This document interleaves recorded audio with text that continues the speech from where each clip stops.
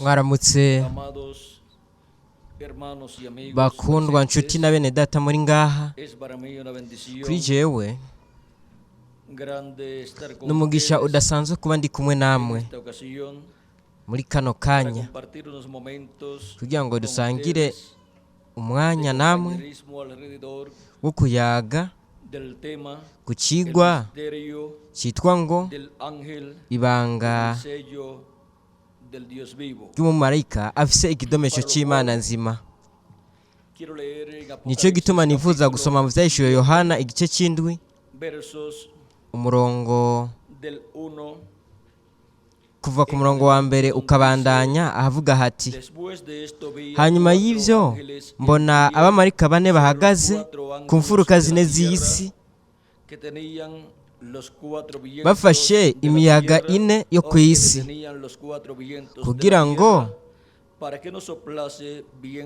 kugira ngo ntihagire umuyaga uhuta ku isi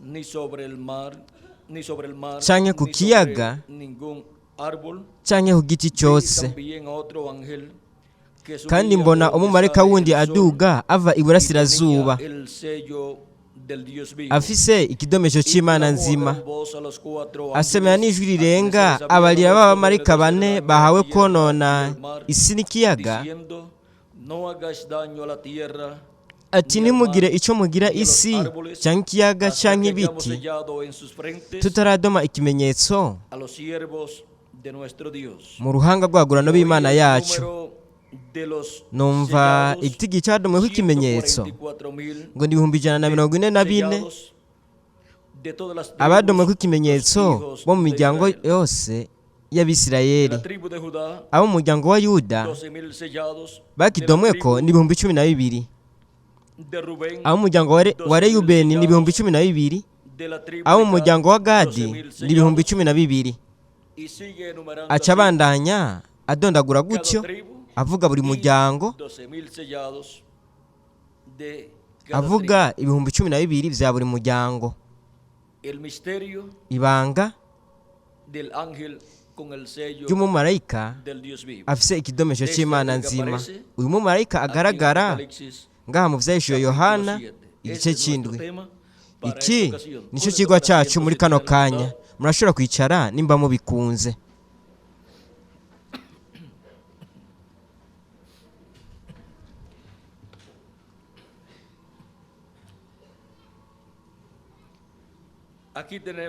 Ngaha turafise icyanditswe ibanga ry'umumarayika akora ku bw'ineza y'Abaheburayo, akora ku bw'ineza y'ibihumbi 144 vy'Abaheburayo, 12,000 vya buri muryango. Uyu ni umumarayika ntumwa w'ihanga ry'Abaheburayo, ariwe ku munsi w'iherezo yerekanwa, kandi ni ku munsi w'iherezo aho uwo mumarayika ntumwa, aho umuvugishwa ntumwa aza ku isi. Ubu rero aje afise ikidomesho cy'Imana nzima biciye mu bihendwe by'ishengero ry'abanyamahanga. Turabona yuko haje buri ntumwa ya buri gihe asizwe na mpwemu yera, mpwemu w'Imana. Kandi mpwemu w'Imana biciye mu ntumwa ya buri gihe yarazanye ubutumwa bwa buri gihe, arahamagara kandi yegeranya abatoranijwe ba buri gihe. Ubwo niko vyabaye mu ntambuko ndwi canke ibihendwe by'ishengero ry'abanyamahanga. Kandi mu gihe cy'ibiri komeza imfuruka naho nyene bizoba mu bwo buryo nyene, kuko Yesu Kristo azondwika marayika wiwe ntumwa asizwe na mpwemu yera, kandi azohamagara kandi yegeranye abatoranijwe biwe ku munsi w'iherezo. uyu mumarayika n'umwe w'umwami Yesu Kristo agaragara mu gitabo cy'Ibyahishuriwe Yohana mu gice cya mbere umurongo wa mbere ukabandanya, byongeye no mu gice cya 22 umurongo wa 6 no mu gice cya 22 umurongo wa 16, ariwe Kristo avuga ko mu Byahishuriwe Yohana mu gice cya 22 umurongo wa 16 ati jewe Yesu ntumye umumarayika wanje gushingira intahe mwebwe ivyo kubw'amashengero. Umumarayika numwa aje afise mpwemu yera, no kuvuga mpwemu yera aje muri uwo mumarayika ntumwa yigaragaje ku munsi w'iherezo mu ishengero ry'umwami Yesu Kristo, ahamagara kandi yegeranya abatoranijwe ku munsi w'iherezo, gutyo abashyira mu mubiri w'ibanga wa Kristo mu gihe cy'ibikomeza imfuruka, adutegura kugira ngo duhindurwe kandi tuzamurwe, gutyo tuje mu birori by'ubukwe bw'umwagazi w'intama. Muri uwo mumarayika ntumwa niho Yesu Kristo aje muri mpwemu yera yigaragarije ku munsi w'iherezo. Uwo ni marayika aje afise ikidomesho cy'Imana nzima ku munsi w'iherezo ubwa mbere hagati mu ishengero ry'umwami Yesu Kristo, ahamagara kandi yegeranya abatoranijwe, mu nyuma azoza mu ihanga ry'Abaheburayo yegeranya kandi ahamagara kandi yegeranya abatoranijwe mu ihanga ry'Abaheburayo. Ikidomesho cy'Imana nzima ni mpwemu yera. Mu Banyefeso igice cya mbere umurongo wa 13 kugeza kwa 14 haratubwira gutya: muri we namwe mumaze kumva ijambo ry'ukuri, niryo butuma bwiza bw'agakiza kanyu, mumaze no kumwizera niho mwashiriwe kw'ikidomesho, nicyo mpwemu yera yasezeranywe, niwe ngwati y'umwandu tuzohabwa kugira ngo abo Imana yaronse ibacungure ngo ubwiza bwabo bushimwe. Twahize ko ikidomesho ni iki? Twahize ko ikidomesho na mpwemu yera, kuko ni ikidomesho cy'Imana nzima. Mu Banyefeso naho nyene igice cya 4 umurongo wa 30 haravuga hati: kandi ntimukabaze mpwemu yera w'Imana yabashyiriwe ko kuba ikimenyetso gushitsa ku munsi wo gucungurwa. Twahize ko ikidomesho ni iki? Twahize ko ikidomesho na mpwemu yera. No mu Byahishuriwe Yohana igice cy'indwi haza umumarayika ntumwa w'umwami Yesu Kristo afise ikidomesho cy'Imana nzima. Mpwemu yera aje ku munsi w'iherezo kandi aje ari kumwe n'umukozi bwa Yesu Kristo ku munsi w'iherezo. Ubwo bukozi bwigaragaje muri we, no kuvuga yuko Yesu Kristo aje muri mpwemu yera yigaragarije muri marayika wiwe ntumwa,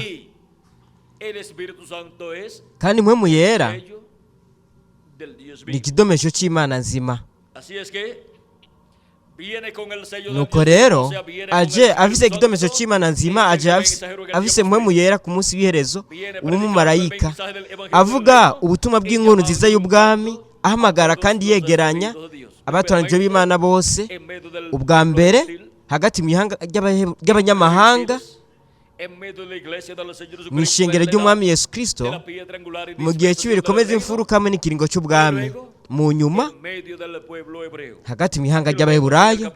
Ngaha turamubona mu gice cy'indwi ari mu ihanga ry'Abaheburayo, ahamagara kandi yegeranya abatoranijwe bo mu Baheburayo. Nicyo gituma ubukozi bwa Yesu Kristo muri mpwemu yera biciye muri marayika we ntumwa ku munsi w'iherezo bari kuzoba buri hagati mu ishengero ry'umwami Yesu Kristo, mu nyuma rero bari kuzoja ku ihanga ry'Abaheburayo. Ni Yesu Kristo muri mpwemu yera niwe aje yigaragarije mu mubiri w'umuntu muri marayika wiwe ntumwa, kandi aje akorera muri we ubukozi bwa Eliya ku nshuro igira gatanu, bwa Mose ku nshuro igira kabiri, hamwe n'ubwa Yesu ku nshuro igira kabiri. Nico gituma tubwirwa kuza k'umwana w'umuntu azananye n'abamarayika biwe. Ni ukuvuga yuko umwana w'umuntu aje ari kumwe n'ubukozi bwa Mose n'ubwa Eliya hamwe n'ubwa Yesu. Kandi nico gituma rero dufise isezerano ryo kuza kwa Mose, kuza kwa Eliya hamwe no kuza kwa Mose no kuza kwa Yesu. Nico gituma biciye muko kwigaragaza kwa Yesu Kristo muri Mpwemu Yera, biciye muri marayika wiwe ariwe aje afise ikidomesho c'Imana nzima, aho Kristo azoba ariko arihishurira ihanga ry'Abaheburayo. Ihanga ry'Abaheburayo bazoba bafise ubukozi bw'imyera ibiri, no kuvuga ubukozi bwa Mose ku nshuro ya kabiri hamwe n'ubukozi bwa Eliya ku nshuro igira gatanu. Kandi Kristo ngaho azoba ariko yihishurira mu ihanga ry'Abaheburayo, kandi Abaheburayo bazoba bafise ubukozi bwa Yesu Kristo bwigaragaje ku nshuro igira kabiri. Kandi bazobona ukuza kwa kabiri kwa Kristo. Naho ku ihanga ry'Abaheburayo bitagaragara nk'ukuza kwa kabiri kwa Kristo, kuko ukuza kwa mbere bobo ntibakumenye, ariko bo bazomenya kahise kukuza kwa Kristo, ariko gufise ibice bibiri. Igice cya mbere ni ukuza kwa mbere kwa Kristo nk'umwagazi w'intama w'Imana akuraho icyaha cy'abari mu isi hariya ku musaraba Karuvaliyo. Igice cya kabiri naco cy'ukuza kwa Kristo ni ukuza kwiwe kwa kabiri aje nk'intare mu muryango wa Yuda, nk'umwami w'abami n'uganza abaganza mu gikorwa cyo kwisubiza ivyiwe.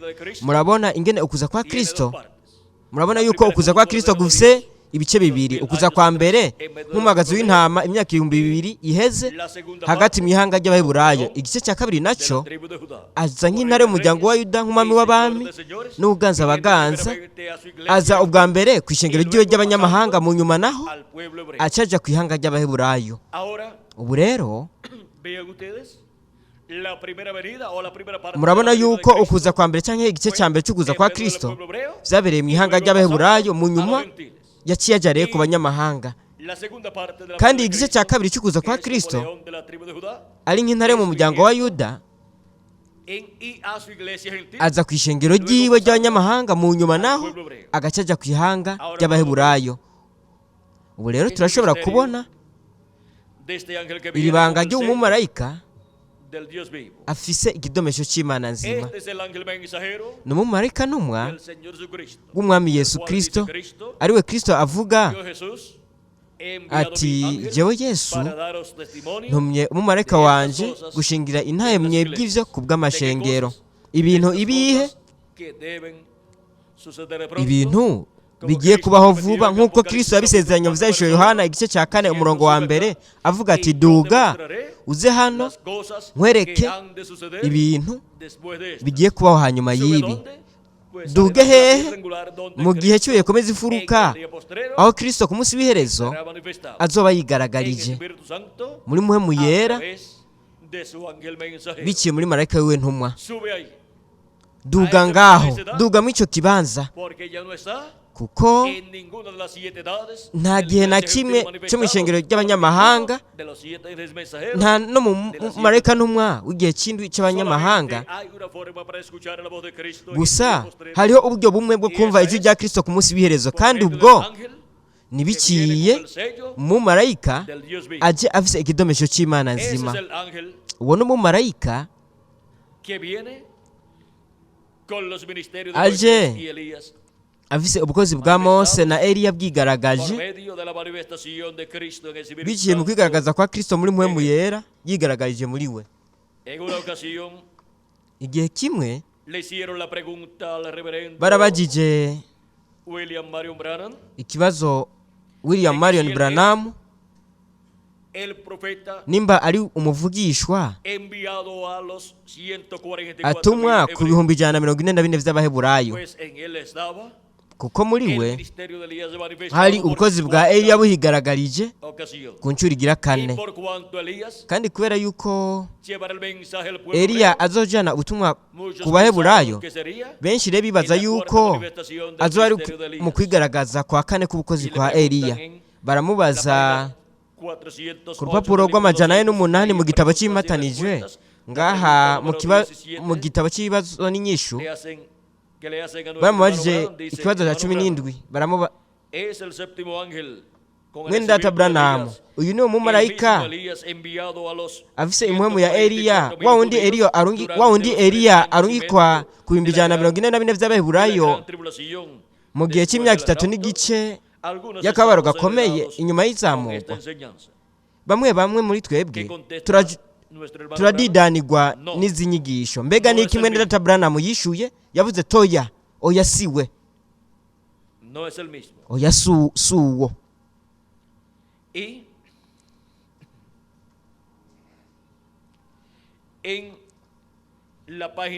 No ku rupapuro rw'399 mu gitabo cy'ibimatanijwe, byongeye naho nyene baramubajije ikibazo gifitaniye isano na Eliya azobwira ubutumwa abaheburayo. Ico n'ikibazo cya 11, kandi kiravuga gitya: Eliya abwira ubutumwa abayuda, ni Eliya ukuri wa wundi yarahari mu misi ya Ahabu, canke azoba ari gusa impwemu ya Eliya mu wundi muntu?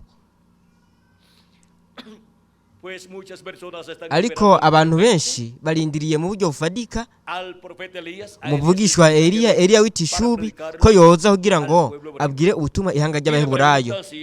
Kandi baramubajije nimba ari Eliya w'itishubi azoza kubwira ubutumwa abaheburayo, canke ko ari uwundi muntu azoba asizwe iyo mpwemu ya Eliya, no kuvuga ubwo bukozi bwa Eliya. Inyishu yabaye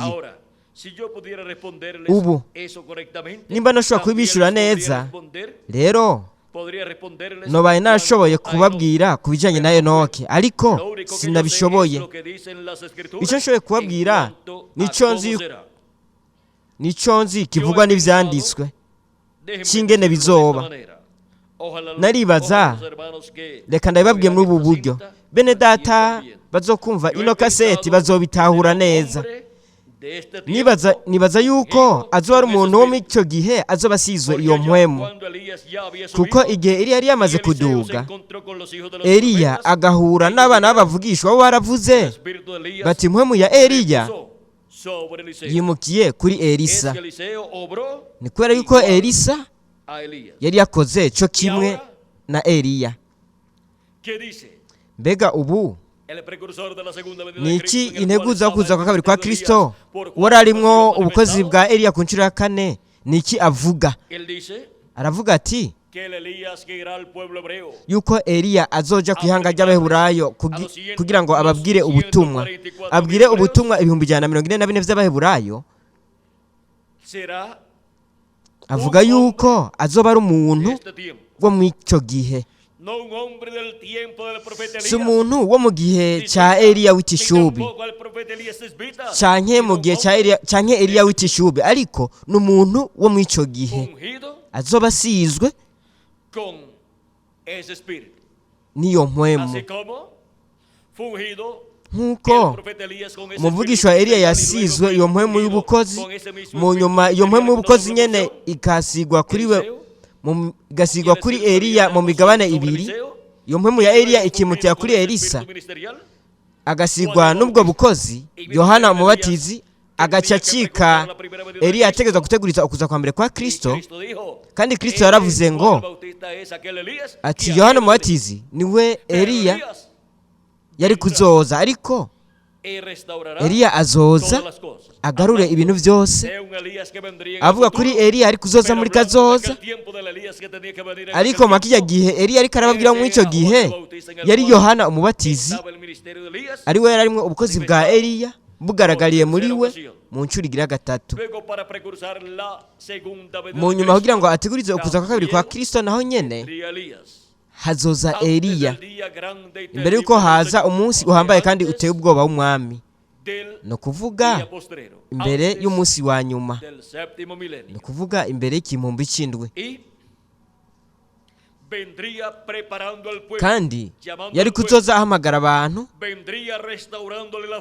agarura ukwizera kw'abana agusubiza ukwizera kw'abase, ni ukuvuga agarura ukwizera kw'intumwa ku bana b'abahungu n'abakobwa b'Imana bo muri iki gihe cy'iherezo,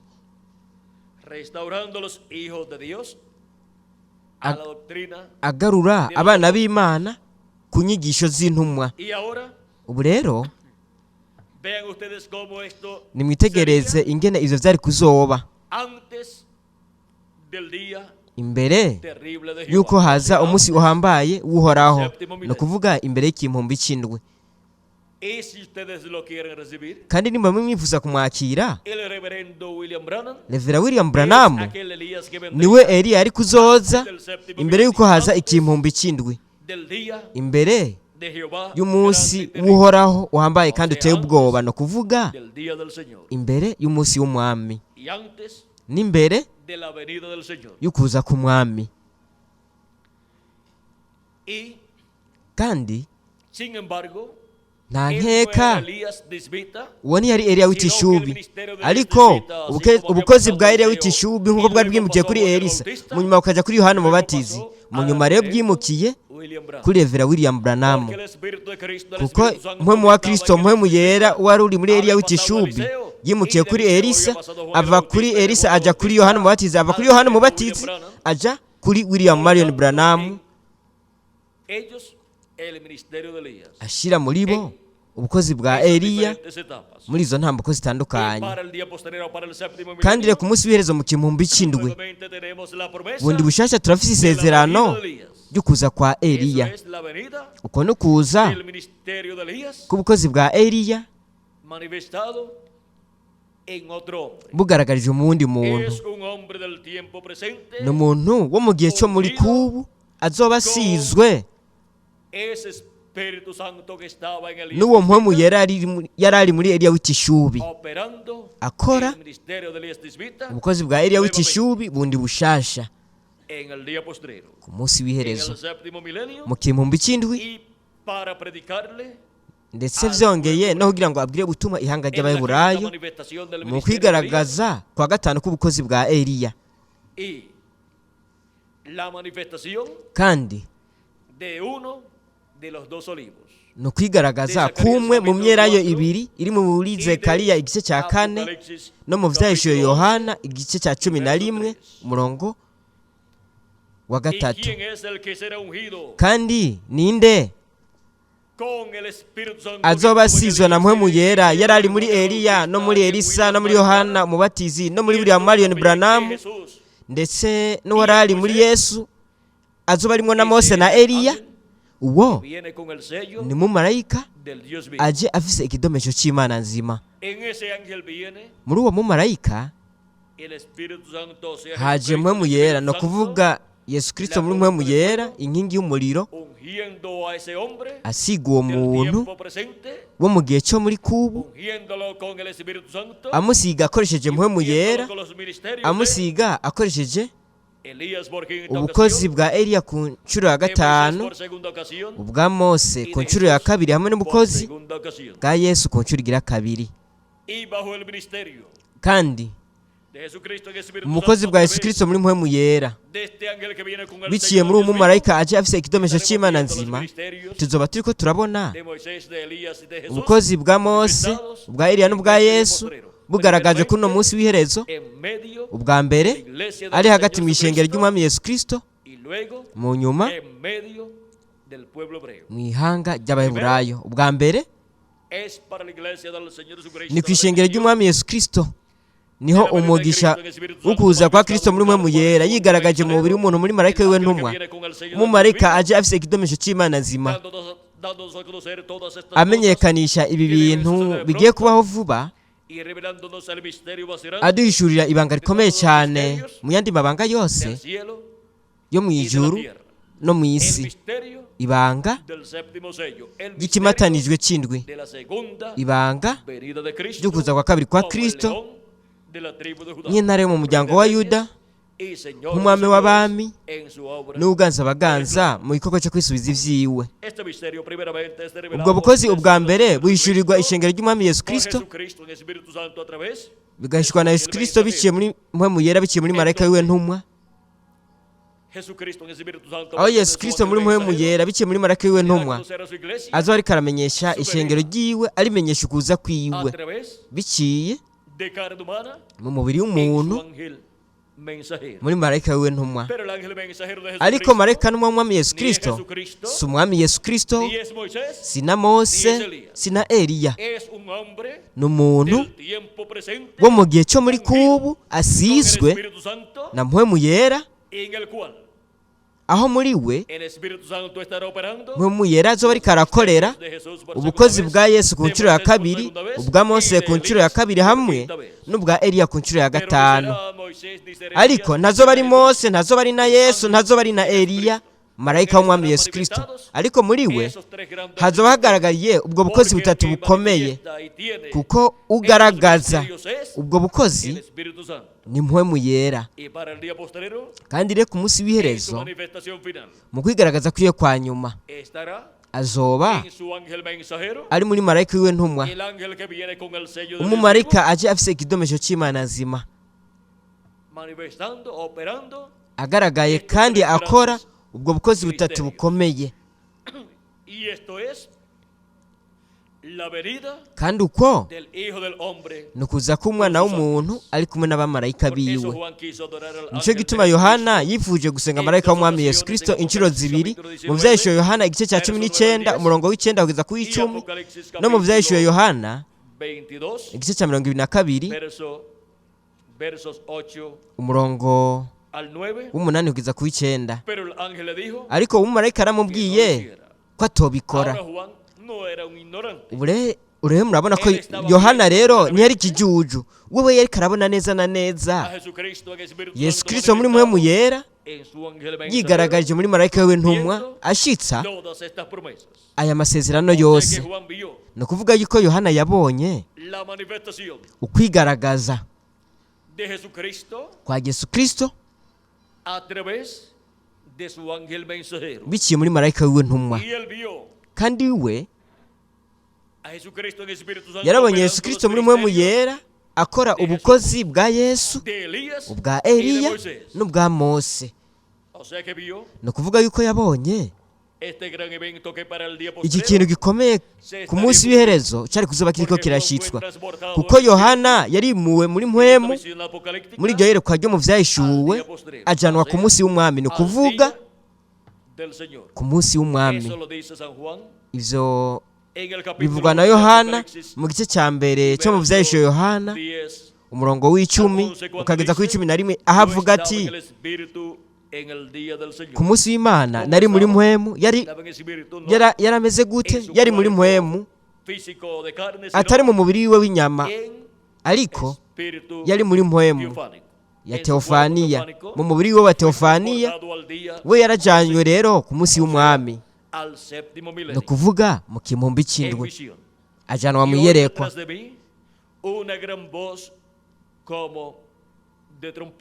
Numva inyuma yanje ijwi rirenga nk'iry'inzamba rivuga riti, ndi Alfa na Omega, uwa mbere n'uwiherezo.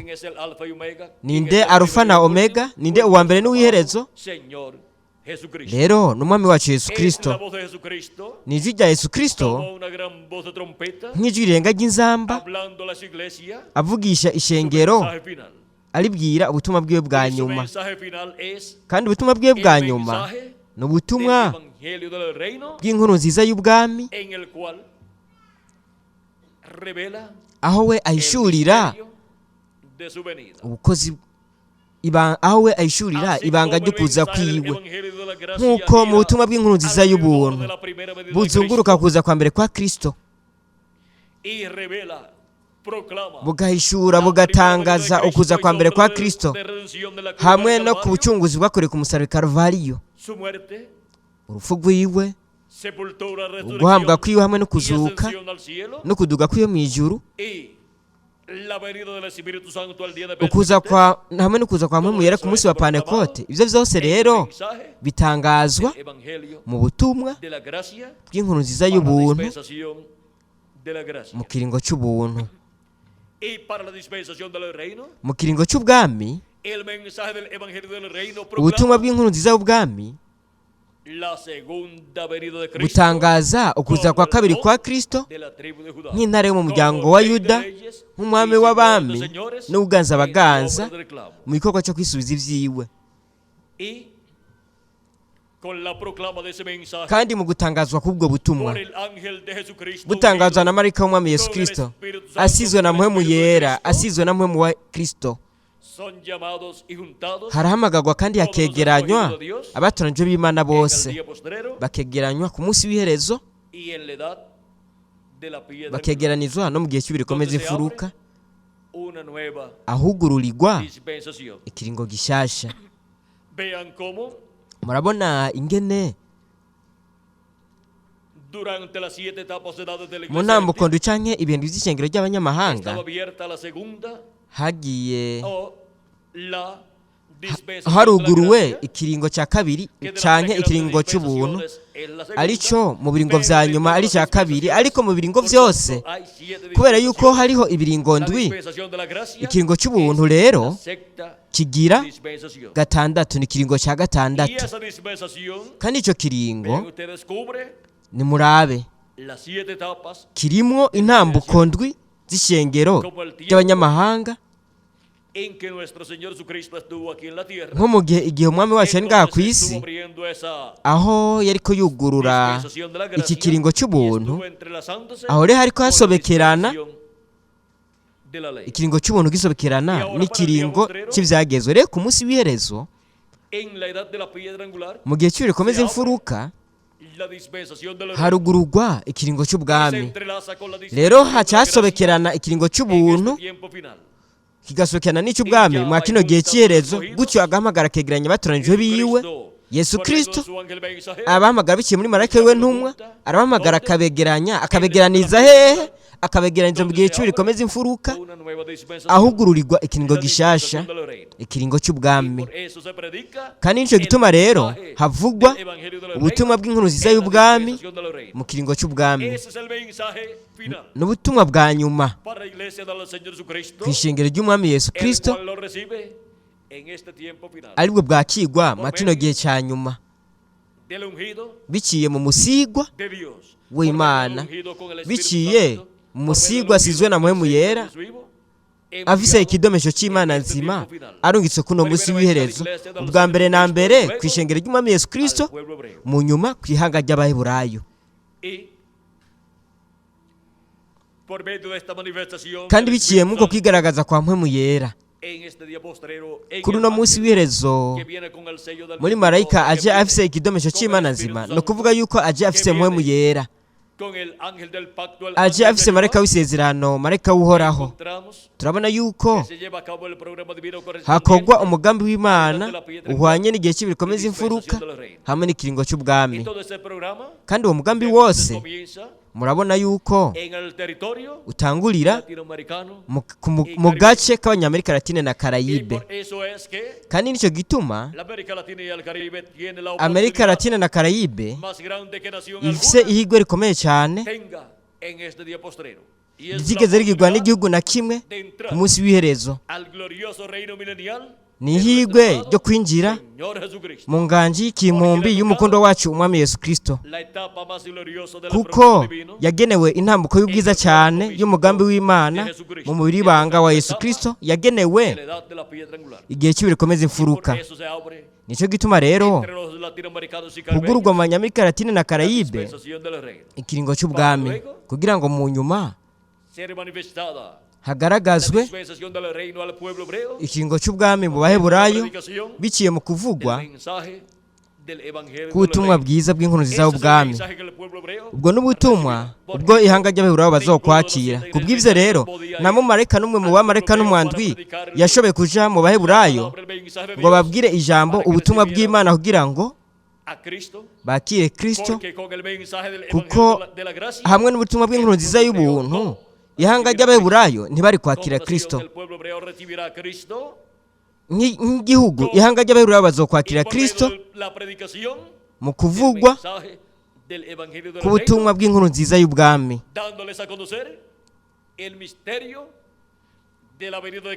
bamenyeshwa nk'intare y'umuryango wa Yuda, nk'umwami w'abami mu gikorwa cyo kwisubiza ibyiwe, aho we azokwisubiza ishengero ryiwe, haba ku bari bazima no ku bagiye. Kristo azokora mu zuko abapfuye bizeye Kristo, azokora no guhindurwa kwa twebwe ariho turi bazima. Kandi Kristo vyongeye azokwisubiza intebe y'ubwami ya Dawidi kugira ngo ayicareko. Kandi ivyo nivyo ku munsi w'ejo, no kuvuga mu kimumbi c'indwi, aho ihanga ry'abaheburayo bazomubona mw'ishengero ry'abanyamahanga, no kuvuga mw'ishengero ry'umwami Yesu Kristo. Kandi bazovuga bati, uyu niwe twebwe twari turindiriye, kuko bazobona marayika afise ikidomesho c'Imana nzima, bamubone mw'ishengero ry'umwami Yesu Kristo akora ibintu bihwanye n'umunsi w'iherezo mw'ishengero ry'umwami Yesu Kristo. Nk'uko ihanga ry'abaheburayo ryashushanijwe muri Yakobo, no mu bana ba Yakobo babonye hariya mu banyamahanga muri Egiputa, babonye Yosefu umwana wa Yakobo, mwene se wajya abandi bana 11 ba Yakobo,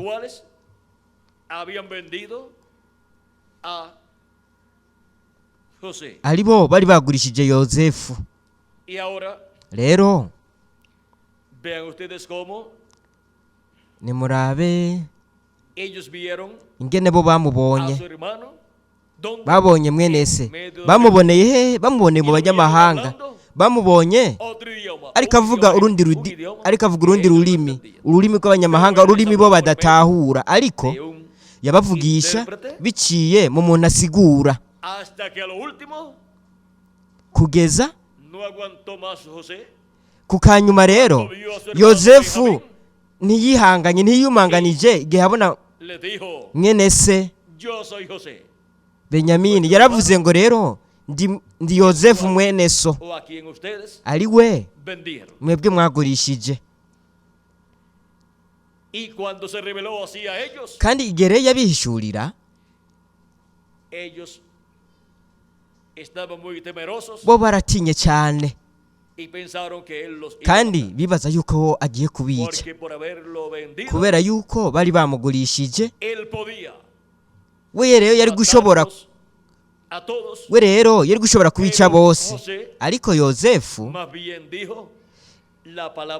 ariko we yaravuze ijambo ryiza, yamenyesheje igituma bo bari bamugurishije. Yarababwiye ati, ntimurazi ishinga nuko mwangurishije, ati ni kubera ko Imana yabikoze kugira ngo muziganize ubuzima. Imana yabikoze kubw'ineza, kuko kukunda Imana no kubo Imana ikunda, ibintu byose bikoranizwa hamwe kubw'ineza yabo. Rero ihanga ry'abaheburayo baragurishije Kristo, basaba urufu rwa Kristo ku musaraba, kandi rero Kristo yarabambwe. Aribyo byabaye byashushanije hariya igihe Yosefu yateregwa mu kinogo. Ibyo rero birahuye neza na neza. Rero Kristo yashushanijwe muri Yosefu, yashushanije ibyari kuba mu kuza kwa mbere no mu kuza kwa kabiri kwa Kristo. Byongeye yashushanije ibintu byose Kristo yari kuzokora imbere y'uko yihishurira ihanga ry'abaheburayo, kandi we yakomeje gukora igikorwa cyo kuvuganira abantu mu ijuru, avuganira abantu bose bafite amazina yabo yanditswe mu gitabo cy'ubugingo cy'umwagazi w'intama, kandi amamiliyoni y'ibiremwa abantu barakiriye ubugingo budashira. Murabona, yakoze igikorwa cyo kuzigama ubuzima kugira ngo gutyo abantu bagire ubugingo budashira.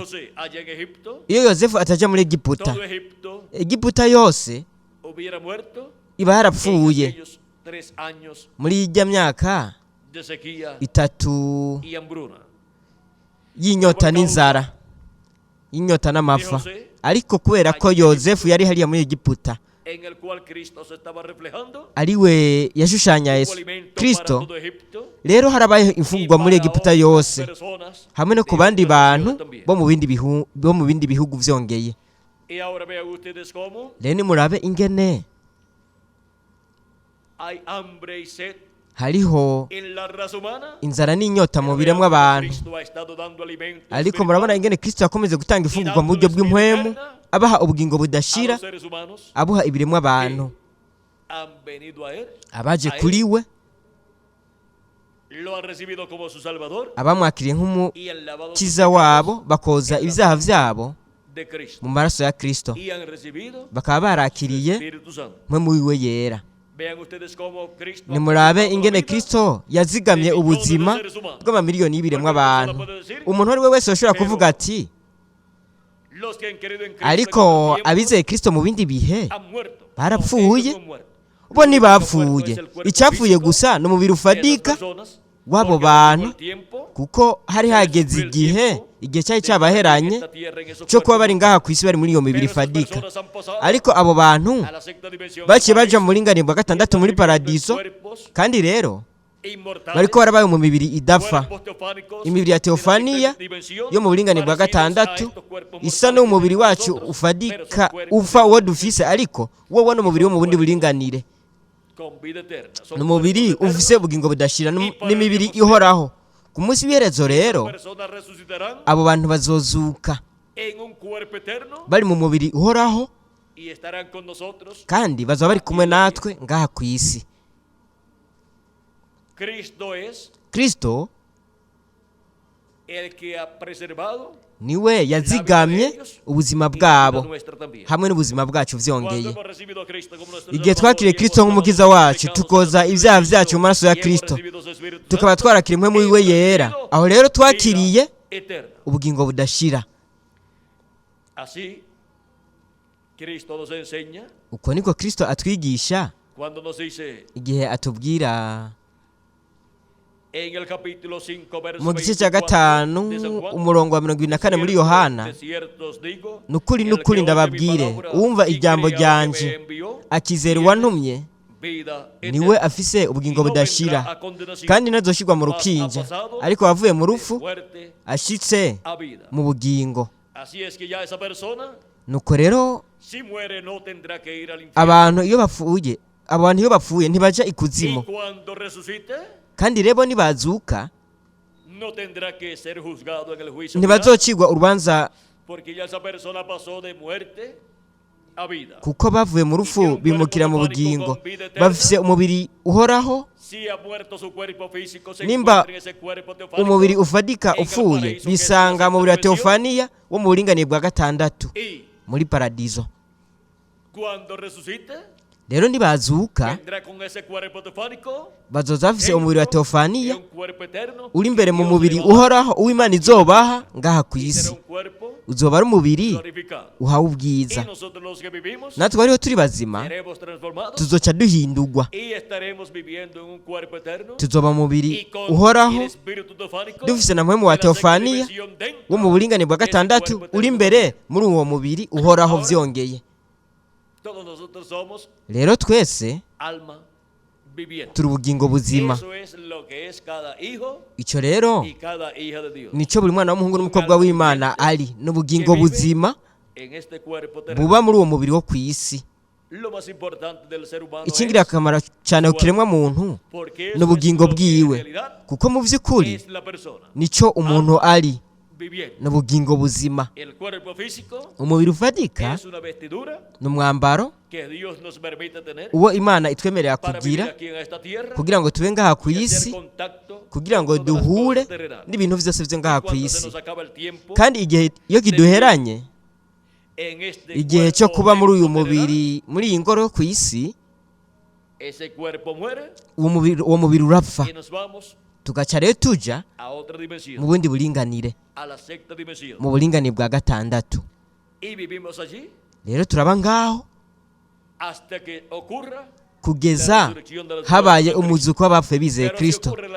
Ariko habaye umuzuko w'abapfuye bizeye Kristo, natwe tukiri muri no mibiri ipfa, isezerano nuko atari bose bazopfa, ariko twese tuzohindurwa. Kandi yuko ku nzamba ya nyuma, kuko inzamba izovuga, abapfuye bizeye Kristo bakazuka bari mu mibiri ihoraho, mu mibiri ihoraho. natwe bakiri bazima tuzoca duhindurwa. Iryo sezerano rivuga yuko twebwe abariho turi bazima tuzohindurwa, rizoshitswa. Kandi abantu bazoba bariho ari bazima, igihe abapfuye bizeye Kristo bazozuka. Kubizera Kristo bo ku munsi w'iherezo, mu gihe cy'ibikomeza imfurukamwe n'ikiringo cy'ubwami, abazoba bariho ari bazima, igihe hazoba umuzuko, hazoshitswa iryo sezerano ryo guhindurwa, rizoshitswa kuri bo. Gutyo niho tuzokuzuzwa umwuzuro w'Imana. Nk'uko byongeye tuzoronka ukuragwa mwuzuro mu bwami bw'Imana nk'abana b'abahungu n'abakobwa b'Imana. Uko rero niko tuzokwakira uko kwigaragaza k'ubwiza kw'abana b'abahungu n'abakobwa b'Imana bari mu mibiri idapfa. Haravugwa ku bantu badapfa kandi barakoze amareresi menshi y'abantu badapfa baza ku isi, ariko murabona abadapfa mu by'ukuri ni abana b'abahungu n'abakobwa b'Imana, nk'uko na Kristo nawe nyine ari uwudapfa. Yaravuze yuko imbere yuko Aburahamu abaho ndiho. Ubu rero nimwitegereze, aravuga ngo nawe unyaka ubuzima ndabutanga ku bwanjye kugira ngo nongere kubwisubiza. Yarapfuye, mu nyuma arazuka. Yari kwerekana rero ko ari umuntu adapfa. We yari Melikisedeki wiyeretse Aburahamu. Yari Elohimu yiyeretse Aburahamu imbere y'ukurandurwa kwa Sodoma na Gomora. Turabona ko Kristo, umuntu adapfa, nimurabe, yarerekanye ko we wari umuntu adapfa. Kandi kugira ngo umuntu ashobore gupfa, kubera yuko uburyo bumwe buhari bwo kugira ngo umuntu apfe, ariko aba afise icyaha, kuko impera y'icyaha ari urupfu. We rero yishyize ko ibyaha byacu aca yigira ubupfa, aca ariha ikiguzi cy'ubucunguzi kuri twebwe, kugira ngo dushobore kubaho ibihe bidashira turi kumwe na Yesu Kristo. Ubu rero nimurabe, murabona yuko ubugingo bwacu ari ubudapfa, ariko turafise umubiri ufadika, wowo ari kupfa, ariko we yarasezeranye kuzoduha uwudapfa. Igihe umuntu avutse akaronka umubiri upfa ubora w'agahe gato, nicyo gituma avuka agakura akabaho agahe gato ngaha ku isi, mu nyuma agapfa. Aronka vyongeye impwemu yo mu isi,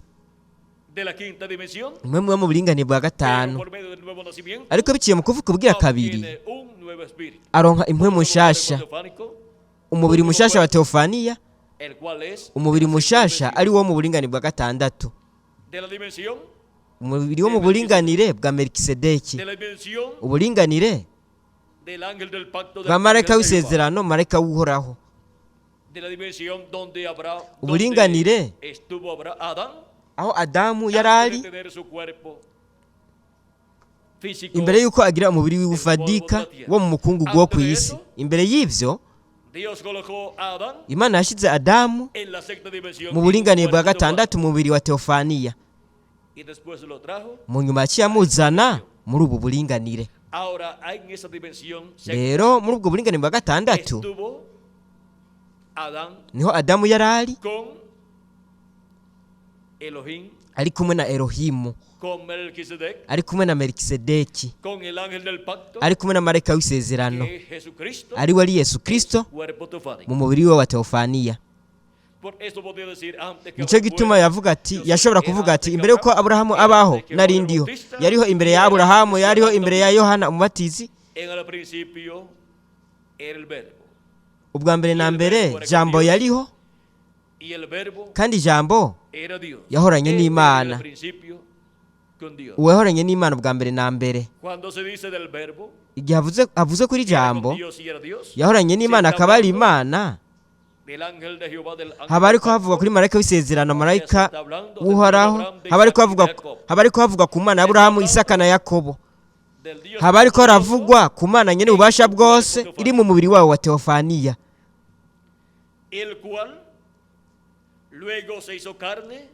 Ariwe mu nyuma yihaye umubiri akaba hagati muri twebwe, yambaye umubiri w'inyama witwa Yesu. Kandi igihe bamubaza ati, twereke se bizoba bikwiye. Ivyo nivyo Filipo yavuze. Yabwiye Filipo ati, Filipo, igihe maranye namwe na n'ubu nturakamenya? Ntuzi yuko jewe ndi muri Data, Data nawe akaba muri jewe? Kandi ko uwumbonye aba abonye Data. Ivyo we ntubizi? Ni gute bari kuba bari kubona Data mu kubona Yesu? Bari kuba bari kubona Data yambaye umubiri w'umuntu. Nk'igihe wewe undavye canke je nka kwihweza, je mba ndiko ndakubona ariko wambaye umubiri w'umuntu, ariko sinshobora kubona ubugingo bwawe. Ariko ndabona wewe mu kwigaragaza kwawe mu mubiri w'umuntu. Ubu rero muri Yohana haratubwira ko ata muntu yigeze kubona Imana. Yohana igice cya mbere umurongo wa 18. Nta muntu yigeze kubona Imana. Umwana w'ikinege aba mu gikiza cya se niwe yayimenyekanishije. Mwabona yuko Yesu Kristo ariko amenyekanisha nde? Yariko amenyekanisha Data wo mu ijuru. Ari we yari ari muri we. Aho hari Imana iri muri Yesu. Nico gituma Yesu yashobora gusoma muri Luka amajambo y'ubuvugishwa yo kuza kwa Mesiya, avuga, El Espíritu del Señor está sobre mí, por cuanto me ha ungido para dar buenas nuevas a los pobres. Me ha enviado a sanar a los quebrantados de corazón, a pregonar libertad a los cautivos y vista a los ciegos, a poner en libertad a los oprimidos. Umwe muhora ari kuri jewe, nico cyatumye andobanuza amavuta kugira ngo mbwire aboro ubutumwa bwiza. Azinga igitabo agisubiza umusanzi w'inzu, aricara, abantu bose bari mu isinagogi bamuhanga amaso. Atangura kubabwira ati, ivyo vyanditswe birashitse uyu munsi, birashikijwe imbere yanyu. Yari kashitsa icyanditswe cyo kuza kwa Mesiya. Yari kashitsa icyanditswe cyo kuza kumusigwa asizwe mpwemu w'Imana.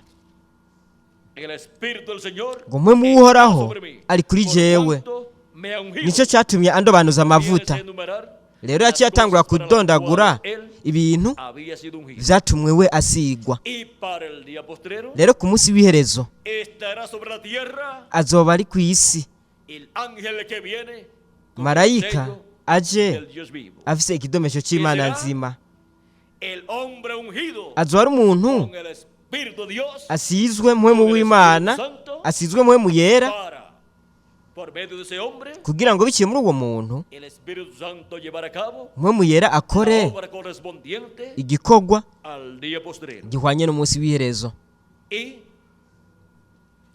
al ver Kandi mu al kubona ángel del Señor Jesucristo marayika w'umwami unido Yesu con el Kristo sello del Dios vivo, asizwe afise ikidomesho c'Imana nzima, tuzoshobora kumenya nuevamente esta yuko escritura bundi bushasha estará cumplida iki cyanditswe delante gishikijwe de ellos, para imbere yabo, dar lugar kugira ngo a la parte que no ba fue leída ikibanza por Cristo. kitasomwe na Él se Kristo, detuvo aquí donde dice, aho "Para yahagarariye el año agradable". ngo menyeshe abantu umwaka wo kwemererwamo n'uhoraho. Iyo abandanya asoma Ese pasaje iki cyanditswe, dice ese pasaje iki cyanditswe kiravuga de la siguiente manera: muri ubu buryo bukurikira: y el día de venganza n'umunsi wo kwihora kw'Imana yacu, a consolar ngo a nirure todos los enlutados. abagandaye. Ahora vean, no Ubu rero murabona continúo leyendo, yuko atabandanije porque en su asoma, primera venida él kuko mu kuza kwe kwa mbere hasta donde él, yari gushyitsa kugeza aho we yagarukirije gusoma, kuko el resto ibyari bisigaye a la segunda byari bihwanye venida de Cristo, no kuza kwa kabiri kwa Kristo, en donde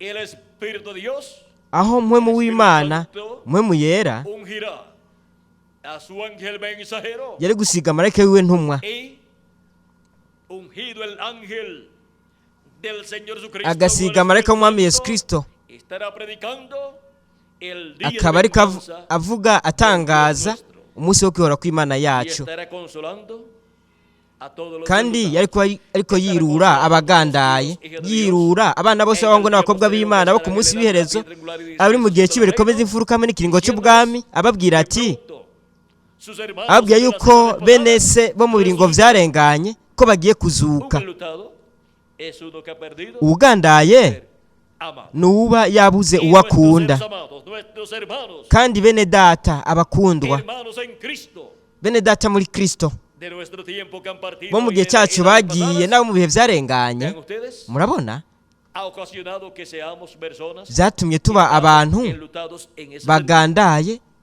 Pero vean ustedes, Ariko nimurabe, no hay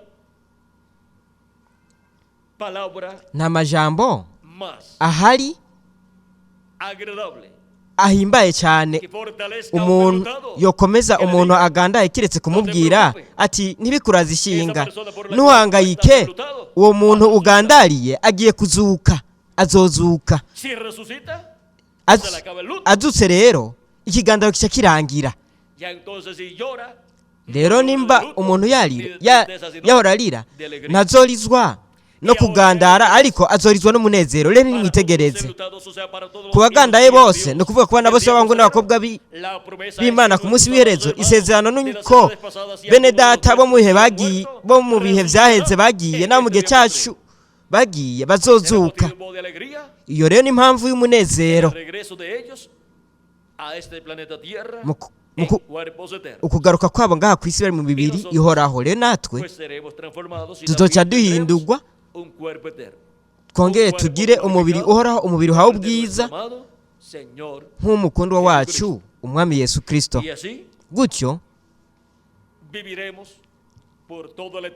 tuzobaho ibihe bidashira turi kumwe n'umukundwa wacu umwami Yesu Kristo.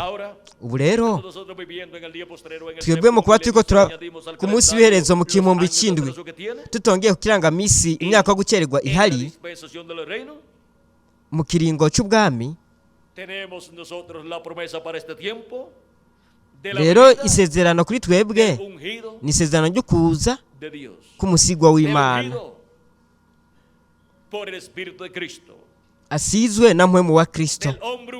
Umuntu asizwe, umuvugishwa n'Imana ntumwa asizwe, afise ikidomesho c'Imana nzima, asizwe na mpwemu yera ku munsi w'iherezo.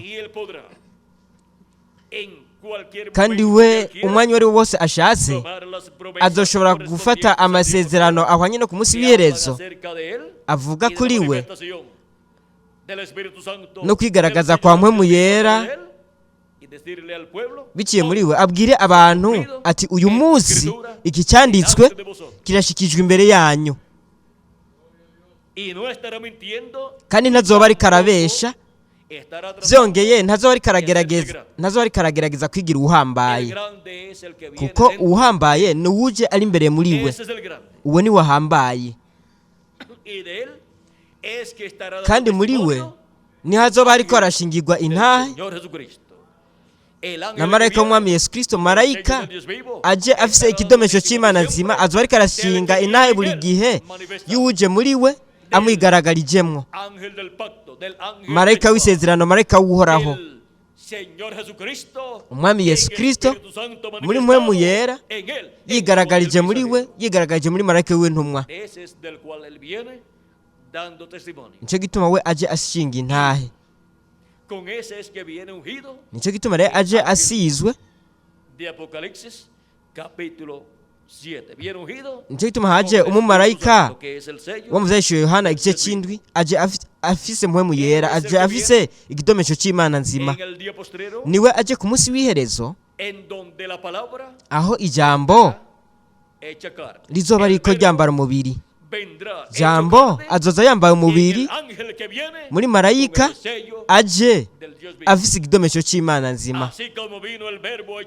Nkuko jambo yaje yambaye umubiri mu mubiri wa Yesu imyaka 2000 iheze. Rero twaramaze gushika mu gihe gihambaye kandi cy'ubwiza kurusha ibindi bihe byose. Twaramaze gushika mu gihe aho Yesu Kristo avuga ati jewe Yesu ntumye umumarayika wanje gushingira intahe mwebwe ivyo ku bw'amashengero. Ni igihe cyo kuza kwa marayika afise ikidomesho cy'Imana nzima, ari we ari marayika w'umwami Yesu Kristo ashinga intahe y'ibi bintu ku bw'amashengero. Kandi imbere yuko ihanga ry'Abaheburayo babona marayika afise ikidomesho cy'Imana nzima kugira ngo bahamagagwe kandi begeranywe 144 by'Abaheburayo bashigwe ko ikidomesho cy'Imana nzima, bashigwe ikidomesho na mpwemu yera, byongeye banagire izina rya se n'izina ry'umwagazi w'intama mu ruhanga rwabo, no kuvuga bagire guhishurirwa kw'Imana kw'izina rihoraho ry'Imana hamwe n'izina rishasha ry'umwami Yesu Kristo. Nimurabe kugira ngo baronke ivyo. Nicyo gituma haza marayika afise ikidomesho cy'Imana nzima asizwe n'ikidomesho cy'Imana nzima kugira ngo mu nyuma akingurire irembo Abaheburayo ku munsi w'iherezo.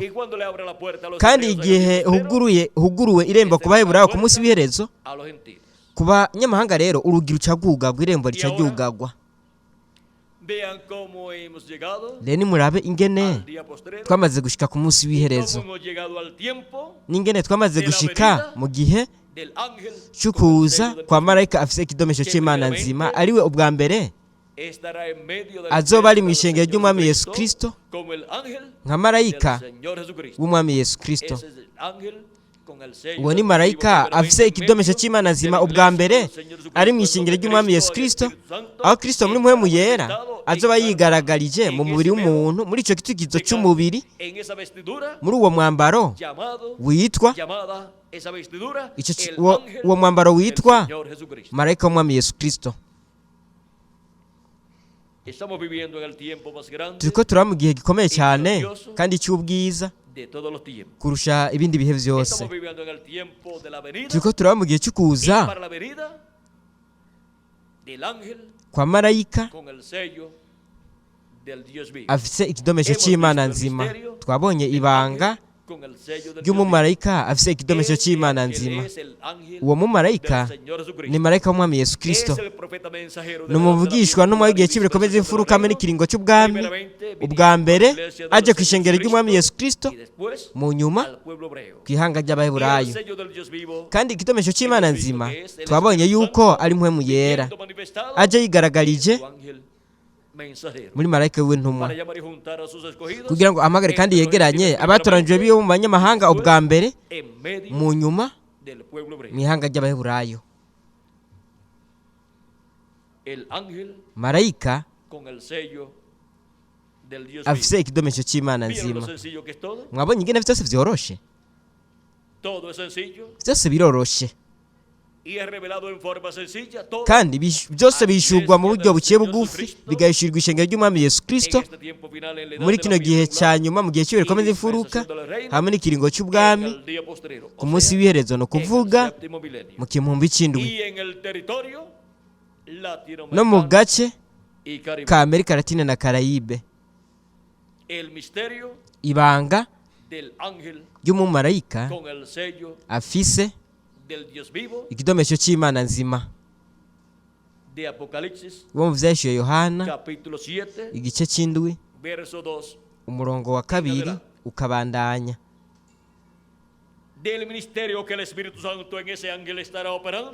Mwibanga mu bukozi azoba hagaragarijwe umumarayika, ivyo bishingiye ku batoranijwe b'Imana, bishingiye ku nkumi z'ibijuju, kandi iryo banga rishingiye no ku nkumi z'ibijuju, vyongeye rishingiye no ku 144 vy'Abaheburayo hamwe no ku Baheburayo bose. Kandi ubwo bukozi bushingiye ku mugambi w'Imana wose uhwanye n'umunsi w'iherezo, kuko umumarayika aje afise ikidomezo cy'Imana nzima ni umumarayika ntumwa w'ikiringo cy'ubwami, ni intumwa y'ikiringo, afise ikidomezo cy'Imana nzima, no kuvuga afise mpwemu yera. Mpwemu yera ari muri we amwigaragarijemo akora umugambi w'Imana wose uhwanye n'umunsi w'iherezo. Twebwe turi mu gihe cy'ubwiza cyane kurusha ibindi bihe byose, mu gace aho ivyo bintu vyerekanywe ko bizobonerwa, ko bizoba biriko birabera nk'uko bihwanye n'ivyanditswe.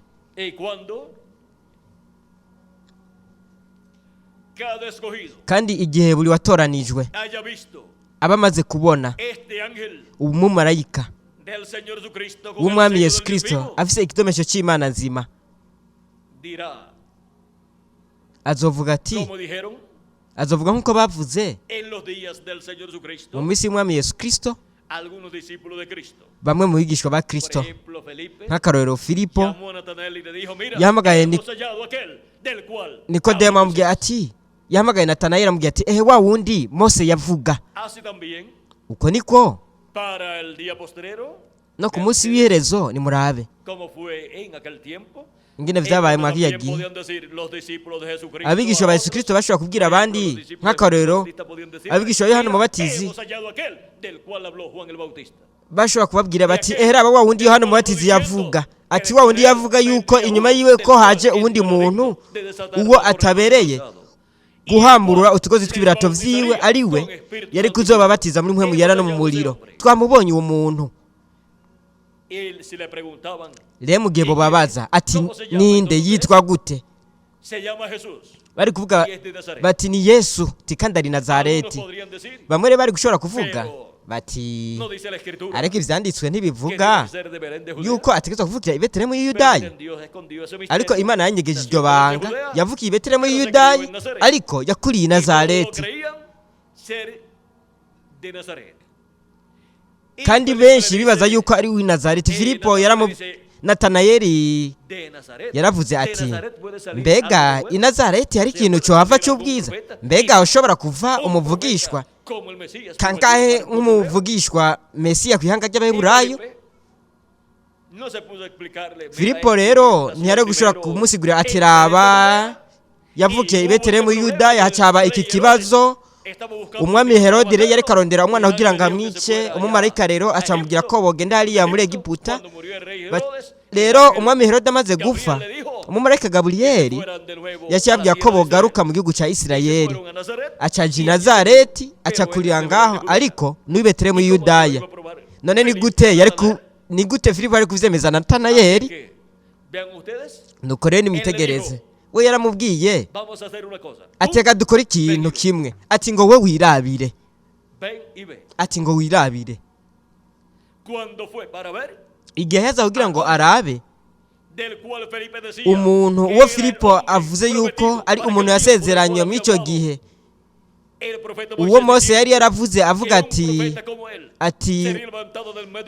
hazohagurutsa mu ihanga ry'Abaheburayo umuvugishwa ameze nkanje, uwo Abaheburayo bategezwa kumva, ariwo Yohana Umubatizi yari yavuze yuko inyuma yiwe hace umuntu ariwe atarabereye no kuzingurura utugozi tw'ibirato vyiwe. Igihe havugwa kuri uwo muntu hakabona Yesu, berekanye rero Yesu nka wa muntu yategezwa kuza. Rero Natanayeli kuba yari inshuti nziza ya Filipo, yaremeye icyo Filipo amusavye, araherekeza Filipo, baca bagenda aho Yesu ari. Kandi igihe Yesu yamubona yavuze ati Umwisirayeli w'ukuri atarimwo ubugunge. Natanayeli aramubaza ati wamenye kuva ryari? Yesu yaramwishuye ati mbere ko Filipo aguhamagara, aho wari munsi y'umusukoni nakubonye. Kuba Natanayeli yari umuntu wo mu mitumba, nimurabe umuntu wo mu buryo bw'impwemu, mu gihe aba yifitiye itongo akaba yibereye mu ndimiro, rero yofata akanya kugira asengere ngaho mu ndimiro muri ico kirere ciza gihimbaye. Ngaho rero ari munsi y'umusukoni hariho ikintu cyariko kiraba, kandi mu vy'ukuri nuko Natanayeli yariko asenga Imana asaba yuko yobona ukuza kwa Mesiya yasezeranijwe mu ico gihe, kuko bari barindiriye ukuza kwa Mesiya. Mu vy'ukuri yoshobora kuba ariko aravuga ati o Mana, sinifuza gupfa nabonye ukuza kwa Mesiya, nifuza kubona ukuza kwa Mesiya. Ubu rero inyishu ku kibazo cya Natanayeli cyari cishuwe, kuko Imana yari kiraraba Natanayeli ari hariya munsi y'umusukoni. Rero igihe Yesu yamubwira ati igihe wari munsi y'umusukoni nari nakubonye. Natanayeli yavuze ati wowe uri Kristo, wowe uri umwami wa Isirayeli. Nimurabe uko nta kintu giciye bugufi. Natanayeli icyo kintu giciye bugufi cyatumye amenya ko Yesu ari umwami wa Isirayeli, kandi nta nkeka umwerezi mukuru hamwe n'abajya abantu baciye ubwenge cyane, abadogiteri bo mu madini, hamwe n'ibitangaza babonye bakamenya ko vyakozwe na Yesu, bo ntibashoboye kubona ngo bizere yuko Yesu ari umwami.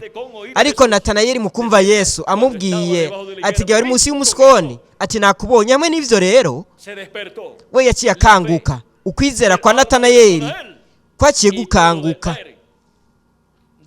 acarashobora kubona ibwina bw'ubugingo bwiyo yuko ari Mesiya, umwami wa Isirayeli. Kandi Yesu yaramubwiye ati wijejwe nuko mubwiye yuko igihe ari munsi y'umusukoni nari nakubonye.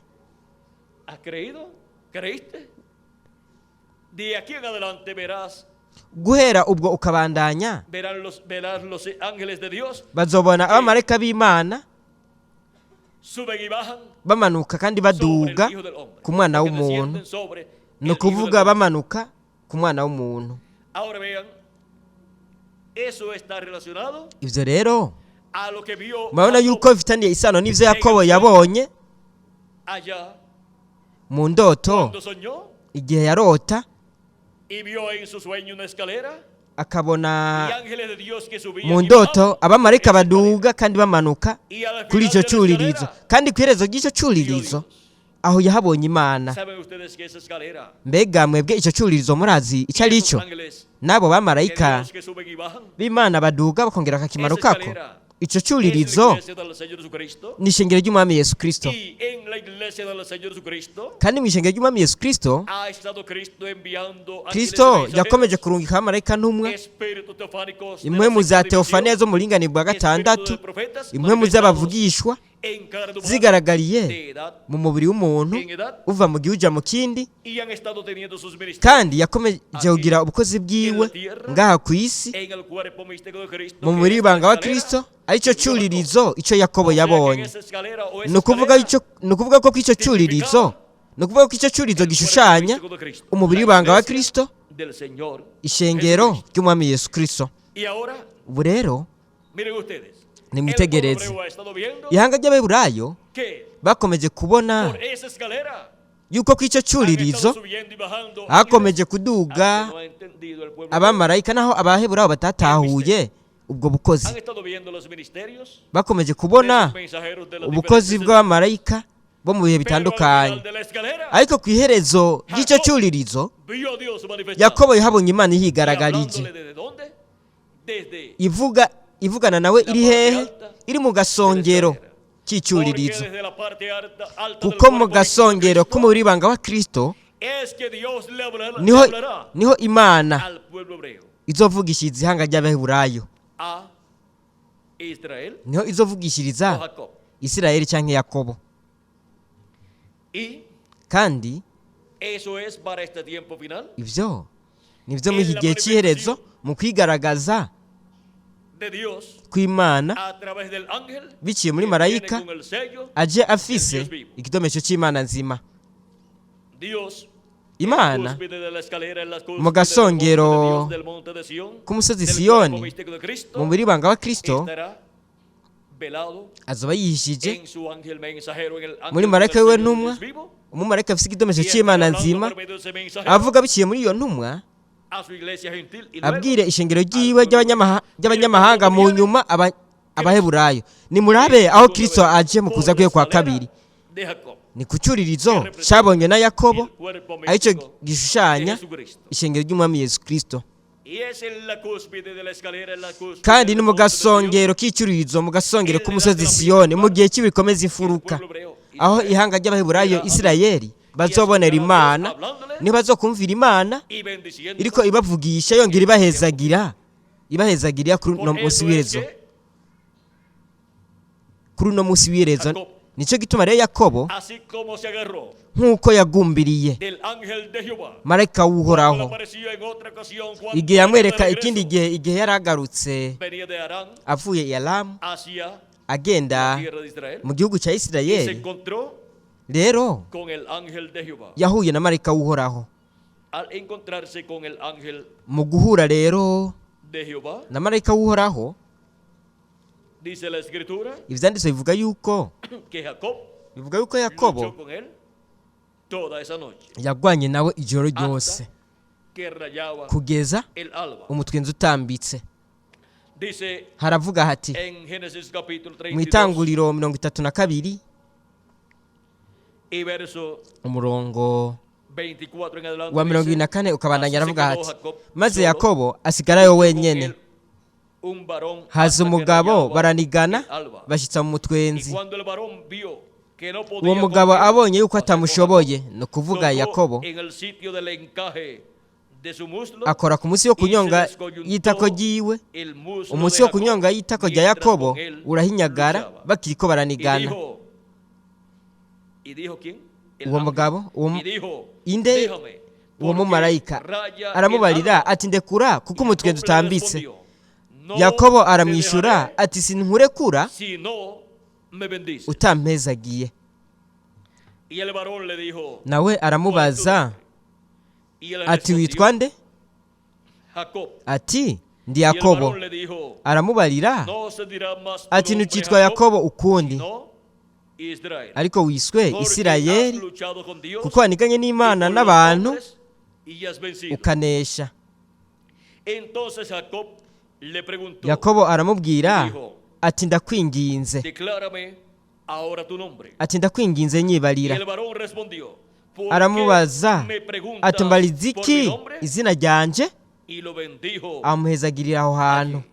Jacob quería saber Yakobo el nombre del yifuza ángel kumenya izina rya de marayika Jehová. Pues lo w'Imana. conocía como el ángel de Rero Jehová, yamumenye nka marayika w'uhoraho, pero no sabía el nombre ariko ntiyari del azi ángel de Jehová. izina ry'uwo mumarayika, ¿Por qué? Ángel de kuko Jehová. marayika no es nombre. w'uhoraho. Y ahora vean ustedes en Ubu rero nimwitegereze el Éxodo capítulo mu Kuvaho 23, 23, mu Kuvaho 23 verso 20 en adelante. umurongo dice, 20 "He aquí ukabandanya yo aravuga envío ati mi ángel engera ntume delante de umumarayika ti, imbere para yanyu que te guarde en el abazigame camino mu y nzira te introduzca en el abashika lugar naho que yo he nateguye, preparado. muze Guárdate delante de él. muze y oye su mumwubahe, voz. No le seas rebelde, mumwumvire, no le seas rebelde, ntimuze porque él no mumugararize, perdonará vuestra rebelión, kuko porque mi nombre atazobaharira está ibicumuro en vyanyu, kuko izina ryanje riri muri we.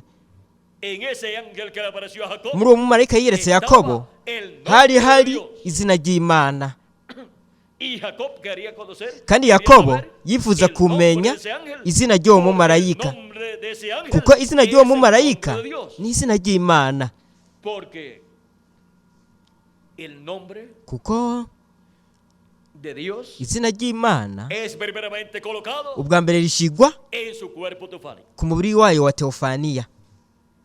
Y ahora, Ubu rero ven ustedes, nimurabe, Jacob quería conocer, Yakobo yifuza kumenya izina rya marayika, kuko iryo eterno de Dios. niryo zina rihoraho ry'Imana. Pero si en verdad oyeres su voz e hicieres todo lo que yo te Ariko dijere, nimwamwumvira seré by'ukuri enemigo de tus mugakora enemigos, ivyo nzovuga y vyose, afligiré nanjye nzoba a umwansi los w'abansi oprimidos, banyu, nzoba porque mi umugwanizi ángel w'abagwanya, irá delante de ti, y te kuko llevará uwo mumarayika a wanje tierra azoja del imbere Eteo, yanyu gushitsa no mu del Bamori no mu Baheti no mu del Baferizi no mu Cananeo, Banyakanani del no mu Hebeo, Bahiwi del Jebuseo, no mu a los Bayebusi, cuales yo nanje haré destruir. nzogenda ndabarandura. Y ahora vean ustedes, Ubu rero ese nimurabe ángel que se apareció uwo mumarayika en yamwiyeretse esa ocasión, muri ico gihe y el que luchó con Jacob y luchó con Jacob, akagwana na Yakobo, Yakobo nawe akagwana nawe, ese es el mismo ángel ni wa mumarayika nyene que 2000 años atrás wo imyaka 2000 iheze vino en carne humana, yaje mu el mubiri ángel de Jehová, el w'umuntu, ángel del marayika w'uhoraho, marayika y w'isezerano, cuando se manifestó kandi en igihe carne yigaragariza mu mubiri w'umuntu humana, es dicho, y aquel verbo se hizo carne havugwa y habitó entre nosotros. ati uwo jambo yiha mubiri Y aba vimos muri su gloria twebwe, como la gloria twitegereza del ubwiza unigénito del bwiwe Padre, lleno de gracia y de verdad. mumeze nk'ubw'umwana w'ikinege ava kwa se, yuzuye ubuntu n'ukuri. Yohana igice cya mbere umurongo wa 14. Ahí estaba el ángel de Jehová, el ángel del aho Padre, hari ese marayika mismo Dios, w'isezerano, el mismo marayika Dios w'uhoraho, de Isaac y ariwe Jacob, marayika en su cuerpo ariyo teofánico. mana nyene ubwayo, Luego, Imana ya cuando Aburahamu se Imana ya Aburahamu na Isaka na Yakobo, de ese velo de carne iri llamado muri ico Jesús. gitwikizo c'umubiri cyitwa Yesu. Y ese es el mismo ángel Kandi uwo ni wa mumarayika del nyene pacto que le w'isezerano, apareció a Moisés en aquella columna de umwe fuego. yereka Mose muri Y ya ese es nkingi el mismo y'umuriro, ángel del pacto ni wa wundi que le marayika apareció a Saulo w'isezerano, en Tarso, umwe yereka Sawuli en aquella luz, w'itaruso, y le dijo, Saulo, muri wa Saulo, muco akamubwira ati ¿por qué Sawuli te Sawuli persigue? uri Tú kumamira eres iki? de dar cosas Ati biragoye contra el gutera Señor. imigere mu mihunda. Y Saulo, sabiendo que ese era Sawuli ese mu era kumenya Dios, yuko ari Elohimu, Imana ya Aburahamu, Isaka na Yakobo, Señor, yaravuze arabaza ati urinde ga mwami? y él le dice, We rero yaramubwiye ati ndi a quien Yesu tú persigues. uwo uriko uratoteza. El ángel del pacto, Marayika w'isezerano el cual ari we en su primera venida en carne mu humana kuza vino kwe con el kwa nombre mbere mu Jesús, que significa mu mubiri yaje afite izina yitwa para llevar a Yesu, cabo la obra. risobanurwa ngo umucunguzi, kugira ngo akore igikorwa cy'ubucunguzi. Ese es el ángel Uwo ni umumarayika que ha estado en la iglesia del Señor Jesucristo yakomeje ko ari mu ishengero ry'umwami Yesu Kristo durante todas estas etapas muri izi ntambuko zose y'ishengero ry'abanyamahanga, kandi yakomeje kwigaragariza muri marayika no mwa buri gihe, avugisha ishengero, arongora ishengero uva mu gihe uja mu kindi, el mismo que estuvo en los profetas del Antiguo Testamento, no mu isezerano rya kera guiando al pueblo hebreo, y luego yigaragarije mu ihanga ry'abaheburayo, mu nyuma yari muri Yesu ahigaragarije mu muziro wiwe wose. vean ustedes cómo Mu está nyuma de edad en edad murabona manifestado ingene en el uva mu mensajero, gihe uja mu kindi yigaragaje muri buri mumarayika y para el n'umwe. día postrero, Ku munsi w'iherezo rero en la naho edad de la piedra angular y dispensación mu gihe de cy'ibireko Adán, bizifurukamo n'ikiringo el mismo cy'ubwami, de Jehová umumarayika w'uhoraho sería manifestado en carne humana, yari kuzoba agaragariye en mu el mubiri ángel w'umuntu, que viene con el sello mu del Espíritu mu mumarayika aje afise ikidomesho cy'Imana nzima, del Señor muri Jesucristo. marayika w'umwami Yesu Kristo. kandi muri uwo mumarayika w'umwami Yesu Kristo mu mubiri w'inyama w'umumarayika ntumwa Yesu Kristo marayika w'isezerano, marayika w'uhoraho, marayika yagwanye na Yakobo azoba ari muri iki gihe cy'iherezo muri Isirayeli yo mu ijuru. Isirayeli yo mu ijuru izomugumbira neza, igumbira uwo mumarayika kugira ngo baronke umugisha w'Imana uhwanye no mu munsi w'iherezo, kandi nizomurekura kugeza uwo mumarayika, ntituzomurekura uwo mumarayika kugeza ahezagiye umubiri w'ibanga wa Kristo, abatoranije b'Imana bo ku munsi w'iherezo, gutyo habe umuzuko w'abavuye bizeye Kristo hamwe no guhindurwa kwa twebwe ariho turi bazima. Mu nyuma bazogumbira uwo mumarayika ihanga ry'Abaheburayo 144,000 vy'Abaheburayo. Rero hazoba ariko hisubiramwo, bizoba biriko vyisubiramwo kw'ishengero ry'umwami Yesu Kristo no kw'ihanga ry'Abaheburayo, hisubiramwo ibi bintu vya marayika w'uhoraho agwana na Yakobo muri rurya rugamba, urugamba rwo kugwanira umugisha w'Imana hamwe n'ubugingo. Ubu rero reka turabe ngaha ku rupapuro rw'amajana 300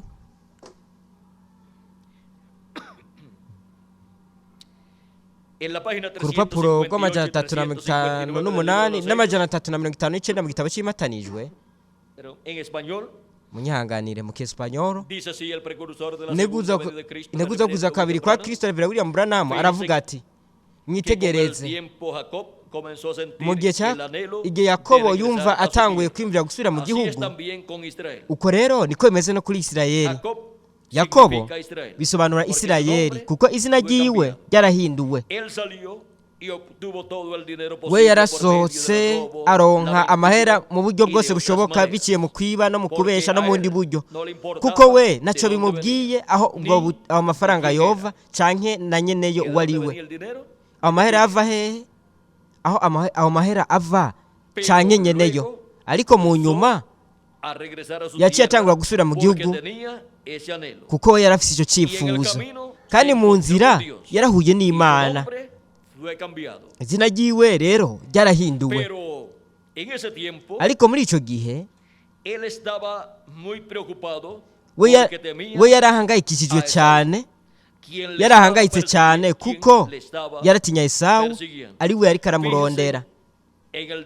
Nimwitegereze amafaranga nk'uko bizoba kuri uno munsi igihe Abayuda bazogiranira isezerano mu vy'umutungo na Roma. Ubu rero Esawu ntiyarakeneye amahera ya Yakobo nk'uko Roma nawe nyene itayakeneye, kuko Roma ifise ubutunzi bw'isi bwose mu maboko yayo. Turabona ko muri ico gihe igihe yarakiriye Yakobo, turabona ko yahuye n'Imana, kandi ariko aca muri iyo ntambuko y'umubabaro. Rero Yakobo yaciye acakira ikintu cy'ukuri. Hariho umumarayika yamanutse avuye mu ijuru. Yakobo rero amaboko yiwe yaciye aguma yakikuje uwo mumarayika, we yagumye ameze uko. Uwo mumarayika rero yaramubwiye ati, ntegereza kugenda, ati uriko buraca. Mwene data, umunsi ugiye kugaragara, umunsi ugiye gushika. Ariko Yakobo yaravuze ati, sindakurekura ngo ugende utampezagiye. Ntushobora kugenda, ngumana nawe. Nifuza yuko haza impinduka mu mibereho yanje. Abo 144,000 baronka amahera mu buryo by'ubutunzi, mu buryo butari bwiza, ariko igihe kwiherezo bazobona ikintu cy'ukuri bakaronka n'ukuntu bashobora kubifata, aho hazoba hari Mose na Eliya. Amen. Bo bazogwana n'Imana kugeza 144,000 zo miryango 12 ya Isirayeli bahamagawe bagasohogwa hanze. Eso sucede justamente ivyo biba neza na antes de neza comenzar imbere y'uko hatangura la tribulación. akababaro gakomeye.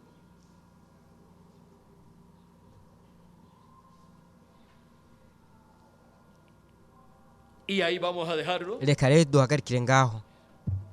Hemos visto Twabonye este misterio. iri Vamos a banga. dejar por lo menos esa página. Reka duhagarikire Vamos a pasar a la nk'urupapuro. página. Reka tuje ku rupapuro 458 rw'amajana ane na mirongo itanu n'umunani y 459 donde n'amajana ane na mirongo itanu n'icyenda aho integuza gusa kabiri kwa Kristo avuga mu gitabo cy'imatangiriro mu Kiespanyol 458 y 459 son las páginas. Dice, aravuga ati entonces rero entre el sexto y ni séptimo hagati sello, y'ikimatangiriro cya cuando gatandatu llama n'ikindwi esta gente, igihe ahamagara abo bantu ari bo berekanwa na Yesu en Kristo Mateo 24, muri Matayo 24 umurongo wa 31 igihe inzamba ivuga izoba ari inzamba y'ibishingantahe bibiri mu gihe cy'ubuntu ku bayuda. Inzamba iravuga rero turabibona neza ngaha muri Matayo 24:31 azotuma abamarayika biwe si umwe ariko ni babiri bafise ijwi rirenga ry'inzamba. Mbega ni iki? Igihe Imana ivuze humvikana ijwi ry'inzamba. Buri gihe ijwi ry'Imana ryamye rimeze uko. Ijwi ry'Imana ryamye rimeze uko ihamagariye abantu ku rugamba. Imana iriko iravuga.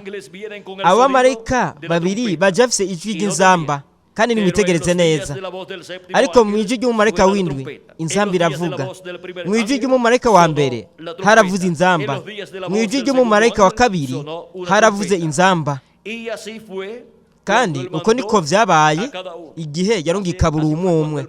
Uko niko yabaye igihe yarungika buri umwe wese mu bamarayika n'umwandwi b'ibihendwi vy'ishengero. Imana yaravuga kandi yo yaba ari inzamba iriko iravuga muri buri gihe. Ijwi ry'Imana rivuga muri buri gihe.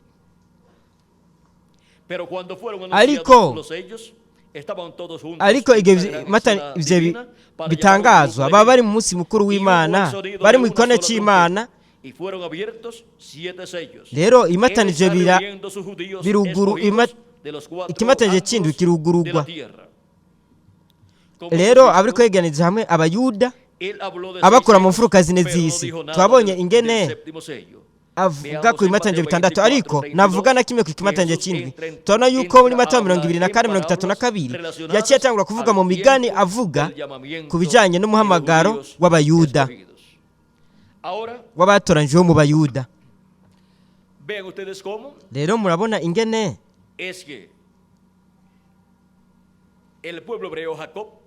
ihanga ry'Abaheburayo Yakobo 144,000 vy'Abaheburayo bazogumbira marayika w'umwami Yesu Kristo azoba hari marayika w'isezerano, marayika w'uhoraho Yesu Kristo muri mpwemu yera yigaragaje biciye mu mubiri w'umuntu, biciye muri marayika wiwe ntumwa. Kandi gutyo niko ihanga ry'Abaheburayo mu kino gihe cy'iherezo bazoba bariko bakira ubutumwa bw'inkuru nziza y'ubwami, bagumbira neza uwo mumarayika agaragariye mu mubiri w'umuntu muri marayika w'umwami Yesu Kristo. Murabona ngaha mu Itanguriro igice cya 32 aho twariko turasoma ubwa mbere.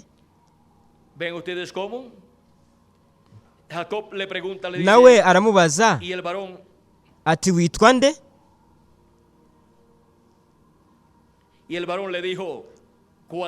Ati nawe aramubaza ati witwa nde? Ati ni Yakobo.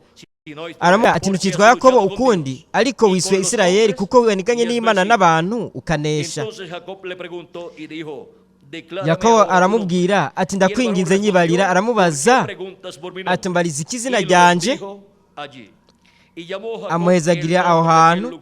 Yakobo yita aho hantu Peniyeli kuko ati mbonye Imana imbona nkubone nonehe ndacyariho.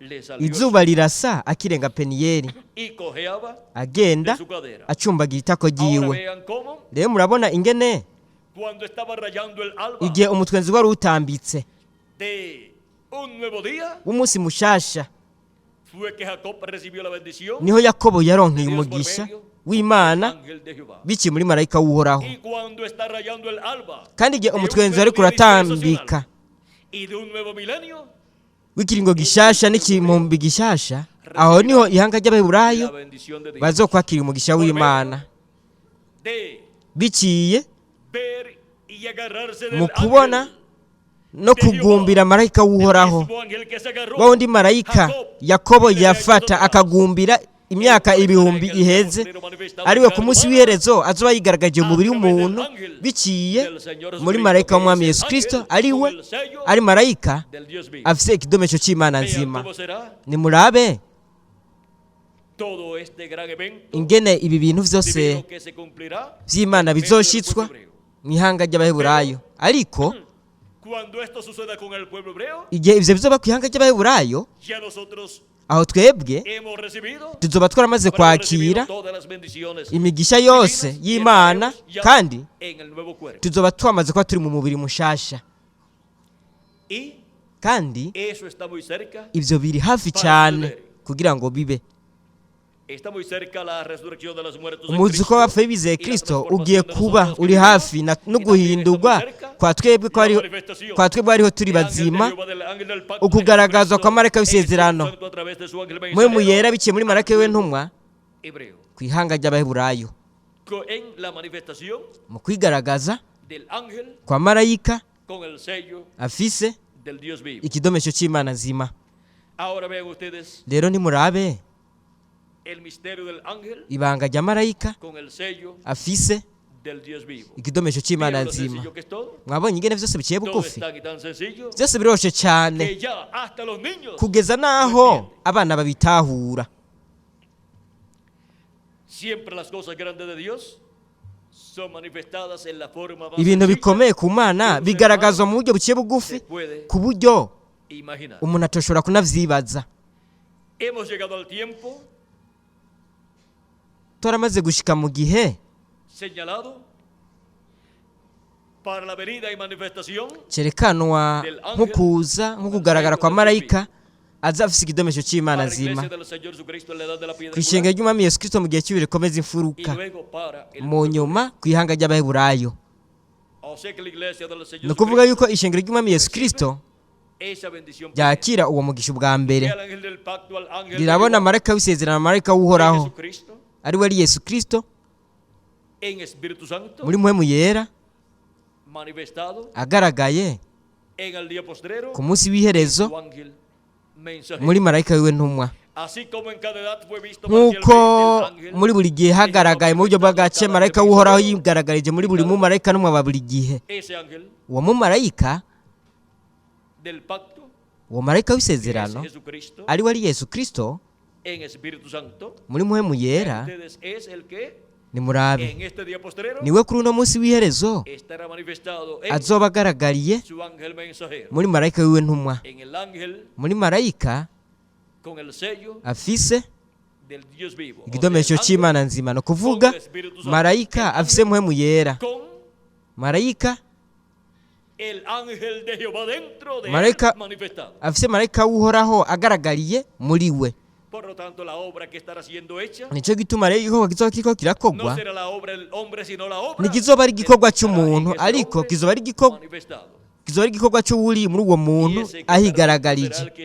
uzoba ari imbere rero niwe azoba ariko aramenyekanisha bino bintu vyose bigiye kubaho vuba, kandi azoba ariko arabimenyesha biciye muri marayika wiwe ntumwa, biciye mu mvugisha ntumwa wiwe w'ikiringo c'ubwami hamwe n'igihe cy'ibiri komeza imfuruka, porque kuko nadie conoció las cosas del hombre sino nta muntu n'umwe amenya ibiri mu muntu kiretse impwemu iri mu uwo muntu, y nadie conoció las cosas de Dios sino nta n'umenya ibintu vy'Imana Espíritu de Dios, kiretse mpwemu w'Imana, y él es el que nos las revela. uwo niwe abiduhishurira. es el Espíritu de Dios, ni mpwemu w'imana que es el ángel del pacto, ari we ari ángel marayika de Jehová, w'isezerano marayika w'uhoraho Jesucristo en Espíritu yesu Santo, kirisito muri mpwemu yera el que conoce las cosas de Dios niwe amenya ibintu vy'imana y las revela akabihishura a su pueblo akabishura abantu biwe biciye de su ángel mensajero muri marayika en w'intumwa este día posterior. muri kino gihe Las cosas cy'iherezo correspondientes ibintu a bihwanye este tiempo final. na Las kino gihe cosas cya nyuma que deben ibintu suceder pronto. bigiye kubaho vuba. Vean lo importante que es Murabona igituma ari ingirakamaro el evento de la venida del ángel ikintu con el iki sello kintu cyo kuza kwa del marayika Dios vivo. afise ikidomesho cy'Imana nzima. Vean lo importante que es el Murabona misterio del ángel. ingene ari ingirakamaro cyane ukuza kwa marayika aje afise ikidomesho cy'Imana nzima.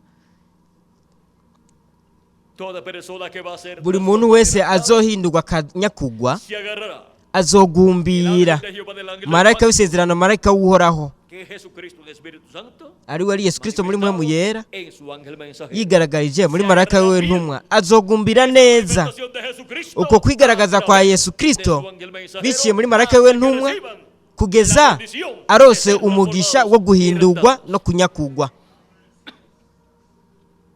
No vamos a dejar Ntituzomurekura ntituzorekura marayika w'uhoraho kugeza aduhezagiye cambiándonos kugeza aduhinduye el cuerpo, kugeza transformándonos el aduhinduye cuerpo kugeza ahinduye iyi mibiri akanazura muertos en Cristo. abapfuye bizeye Kristo.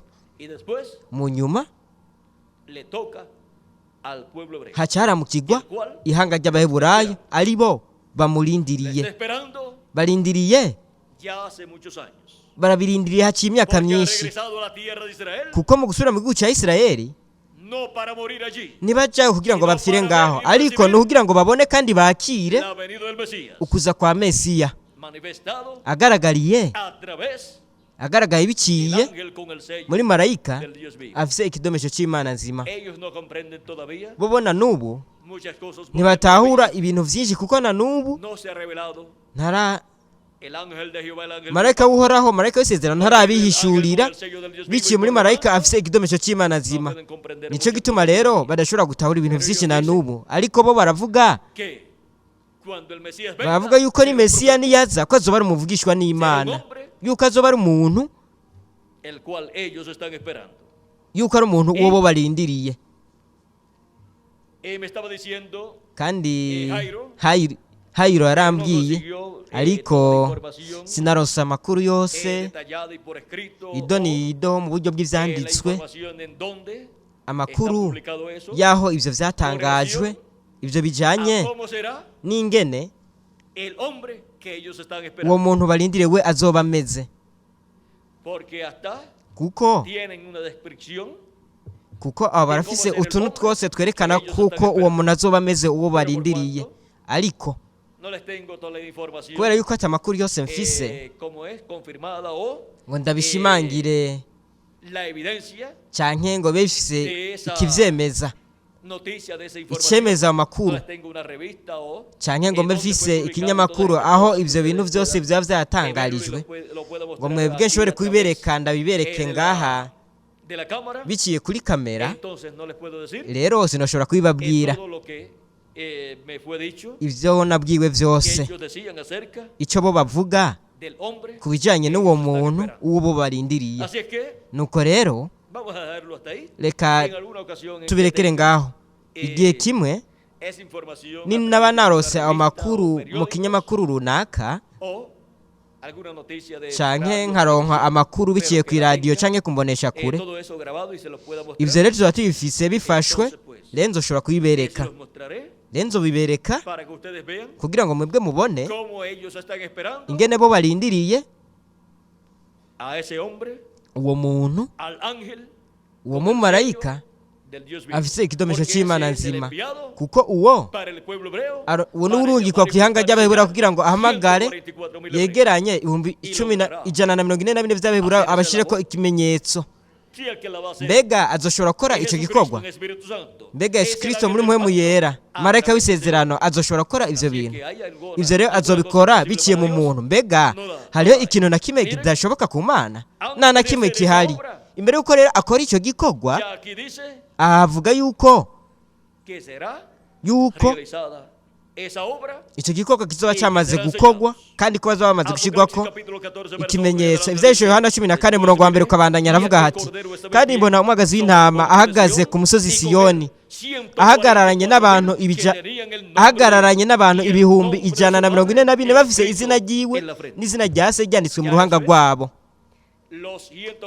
Abo ni ibihumbi 144 bamaze guhamagarwa no kwegeranywa, bamaze gushyirwako n'ikidomesho cy'Imana nzima mu ruhanga rwabo. Murabona, ni ukuvuga ko vyamaze kuvugishwa ibizoba mu bukozi bwa marayika w'isezerano, marayika w'uhoraho, biciye muri marayika w'umwami Yesu Kristo, biciye mu muvugishwa w'ikiringo cy'ubwami, no kuvuga biciye muri marayika afise ikidomesho cy'Imana nzima. Kuri jewe ryabaye ihigwe ridasanzwe kuba ndi kumwe namwe muri kano kanya, ndabashingira intahe ry'ibanga ry'umumarayika afise ikidomesho cy'Imana nzima. Ese imigisha ya Yesu Kristo yoba kuri umwe wese muri mwebwe, ikaba no kuri jewe nanje, kandi Yesu Kristo aduhezagire. Marayika w'isezerano biciye mu kigaragaza kwiwe, biciye muri marayika afise ikidomesho cy'Imana nzima, kandi vuba twese duhindurwe, tunyakugwe, tuje mu mazima n'ubukwe bw'umwagazi w'intama. Abapfuye bizeye Kristo bazuke bari mu mibiri ihoraho, mu izina rihoraho ry'umwami Yesu Kristo. Amen kandi amen. Murakoze kuba mwaneza amatwi mwikunze bakundwa nshuti na bene data, kandi mubandanye mugira umunsi wuzuye imigisha ya marayika w'isezerano, umukundwa wacu umwami Yesu Kristo. Reka nsige bundi bushasha hamwe namwe Revera Miguel Bermudez Marine, kugira ngo abandanye asozere iki gice cyacu muri kano kanya. Hamwe natwe Miguel Bermudez Marine. Ese Imana yobandanya kubahezagira mwese.